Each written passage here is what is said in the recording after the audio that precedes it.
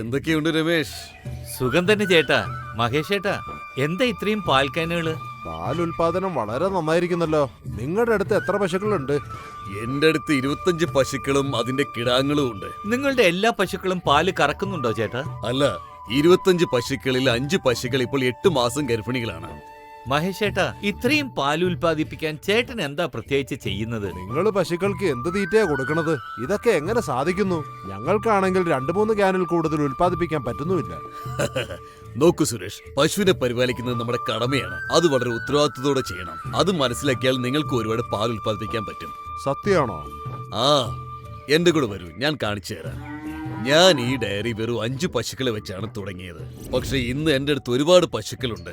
ചേട്ടാ, സത്യത്തിൽ ഇത് വലിയ കാര്യം തന്നെയാ. ചേട്ടൻ ഇതെങ്ങനെ സാധിച്ചെടുത്തു? ആ രഹസ്യം ഞങ്ങൾക്കൊന്ന് പറഞ്ഞു തന്നൂടെ? അങ്ങനെ പ്രത്യേകിച്ച് കുറുക്കുവഴികളൊന്നുമില്ല സുഹൃത്തെ. ഇതൊക്കെ വളരെ നിസ്സാരമായ കാര്യം മാത്രമാണ്. അത് എങ്ങനെ കൈകാര്യം ചെയ്യണമെന്ന് അറിഞ്ഞാൽ മാത്രം മതി. അതെങ്ങനെ കൈകാര്യം ചെയ്യേണ്ടത് ചേട്ടാ? അതിന് സുഹൃത്തെ, നിങ്ങൾ ആദ്യം ചെയ്യേണ്ടത് ഫാമിന്റെ എക്കണോമിക്സ് പഠിക്കുക എന്നതാണ്. എന്നിട്ട് എങ്ങനെ ജോലി ചെയ്യണമെന്നും. ഇക്കണോമിക്സോ? അതെന്തുവാ? ഫാം എക്കണോമിക്സ് എന്ന് പറഞ്ഞാൽ ഫാമിൽ നടക്കുന്ന വരവ് ചെലവിനെ കുറിച്ചാണ്. വരവ് ചെലവോ? അതെ, അതിൽ 2 പ്രധാനപ്പെട്ട കാര്യങ്ങളുണ്ട്. അതാണ് നമ്മുടെ ഫാമിന്റെ ലാഭവും നഷ്ടവും നിശ്ചയിക്കുന്നത്. ആദ്യത്തേത് ചെലവും, രണ്ടാമത്തേത് വരവും. ഉദാഹരണത്തിന്, ഈ ഫാമിൽ 15 ലിറ്റർ പാൽ തരുന്ന 10 പശുക്കളുണ്ടെന്ന് കരുതുക.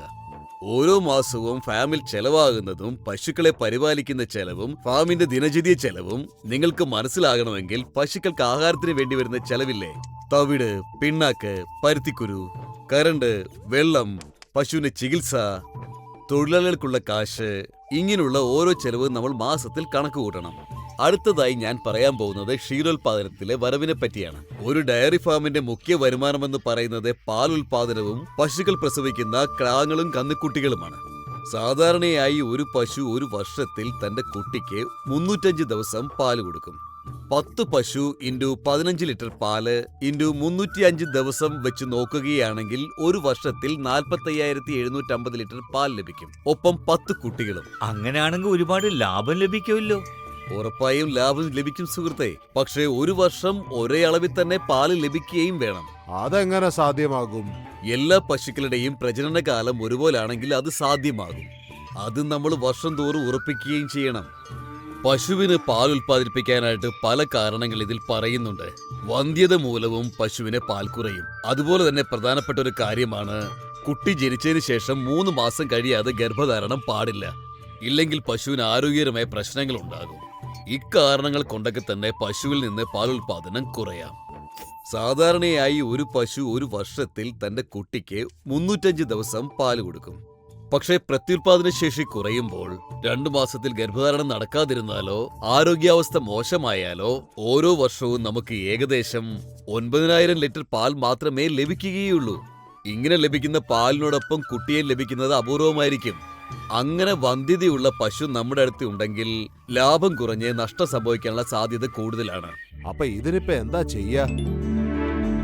മിൻഫാ ഗോൾഡ്.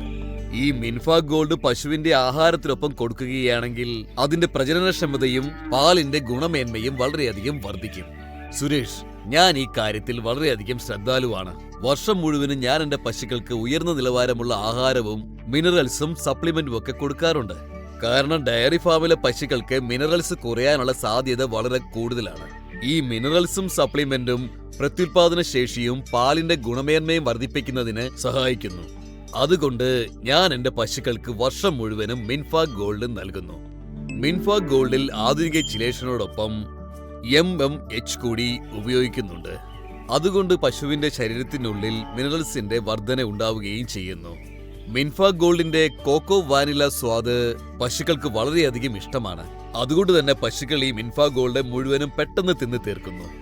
മിൻഫാ ഗോൾഡിലുള്ള വിറ്റമിൻസും മിനറൽസും പശുക്കൾക്ക് വളരെ നല്ല ആരോഗ്യം നൽകുന്നു. ദിവസവും മിൻഫാ ഗോൾഡ് പശുവിന്റെ ആഹാരത്തോടൊപ്പം നൽകുമ്പോൾ പോഷണക്കുറവ് മൂലം പശുവിനുണ്ടാവുന്ന അസുഖങ്ങൾ കുറയുന്നു. അതോടൊപ്പം നല്ല ഗുണമേന്മയുള്ള പാലും വളരെയധികം വർദ്ധിക്കുകയും ചെയ്യുന്നു. മിൻഫാ ഗോൾഡ് ദിവസത്തിൽ ഒരു ഭക്ഷണമായി ഉൾപ്പെടുത്തുമ്പോൾ ഡയറി ഫാമിലെ ഒരു പശുവിൽ നിന്ന് എല്ലാ വർഷവും ഓരോ ക്രാവിനോടും കന്നുകുട്ടിയോടൊപ്പം നല്ല പാലും ലഭിക്കുന്നു. മഹേഷേട്ടാ, ഈ ഫാമിന്റെ എക്കണോമിക്സും പശുക്കളെ പരിപാലിക്കേണ്ട രീതിയും ഞങ്ങൾക്ക് നന്നായി മനസ്സിലായി. ഇന്നു മുതൽ ഞങ്ങളും ഞങ്ങളുടെ കന്നുകാലികൾക്ക് മിൻഫ ഗോൾഡ് കൊടുത്തു തുടങ്ങും. എന്നിട്ട് ഡയറി ഫാമിൽ നിന്ന് ലാഭവും സമ്പാദിക്കും. മിൻഫ ഗോൾഡ് പ്രയോജനപ്പെടുത്തൂ, ക്ഷീരോത്പാദനം ലാഭകരമാക്കൂ.